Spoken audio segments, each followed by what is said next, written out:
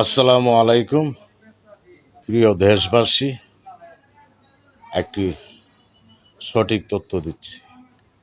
এই যে গাজীপুরে মৌলানা রইসুদ্দিনকে মারা হয়েছে, সেটার কারণ হইল যে এই যে পূজাতে ইসলামী সঙ্গীত গেয়েছিল ওয়াহাবিরা, সেটার প্রতিবাদ করেছিল মৌলানা রইসুদ্দিন।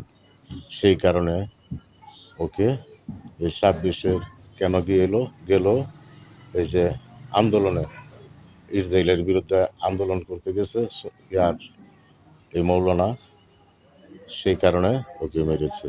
কেন প্রতিবাদ করেছিল, পূজাতে কেন ইসলামের সঙ্গীত গাইল, সেই কারণেই মেরেছে, আর অন্য কোনো কারণ নয়। আর যারা পুলিশের হাতে তুলে দিয়েছে তাদেরকে থানাতে ডেকে নেওয়া হোক, আর এই মসজিদ কমিটির লোকজনকে ডেকে নেওয়া হোক। আর যে পুলিশ, সে বিলিয়নের অভিনয় করেছে, যে পুলিশ, আমিও একজন অভিনেতা, বিলিয়নের অভিনয় করি, যে পানি খাবে এনে পানি খা, তারপরে চাবুক দিয়ে পিটাইতাম, সেই অভিনয় করেছে পুলিশকেও আইনের আওতায় আনা হোক। যারা যারা ওকে উঠিয়ে এনেছিল ওদের হাত থেকে, ওয়াহাবির হাত থেকে, ওদেরকে আনা হোক। এই পুলিশকেও আইনের আওতায় আনা হলে সঠিক তথ্য বের হয়ে আসবে। এই যে মিথ্যা অপবাদ দেওয়া ওকে মারা হয়েছে, সঠিক তথ্য হলো সেটা কেন প্রতিবাদ করলো, সেই জন্য ওকে মারা হয়েছে। এটা হয়েছে ইসলামী রাষ্ট্র, ইসলাম প্রচার করেছে আল্লাহর অলিগণ। আমার দাদা, নানা, বাবা ওরা সুন্নিয়ত কার্দিকা তরিকার মুরিদ, আমিও কার্দিকা তরিকার অনুসারী।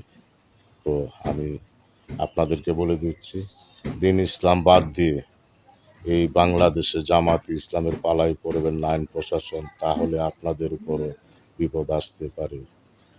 এটা হলো অলি আল্লাহর দেশ, অলি আউলিয়ারা, গাউস কুতুবরা তারা ইসলাম প্রচার করেছে।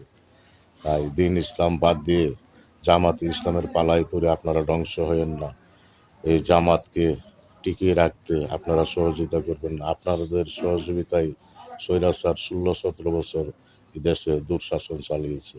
আর এখন আপনারা যদি সহযোগিতা করেন এই জামাত ইসলামকে, ওয়াহাবিরে, তাহলে এই দেশে কাটাকাটি, মারামারি, খুনাখুনি বাড়তেই থাকবে। অতি শীঘ্রই তাদেরকে আইনের আওতায় আনা হোক, যারা রইসুদ্দিনকে পিটিয়ে আপনাদের হাতে তুলে দিয়েছে। আর যে পুলিশ পানি নিয়ে এজিদও সীমারের মতো আচরণ করেছে, তাকে আইনের আওতায় আনা হোক, তাহলে সঠিক তথ্য বের হয়ে আসবে। আসসালামু আলাইকুম।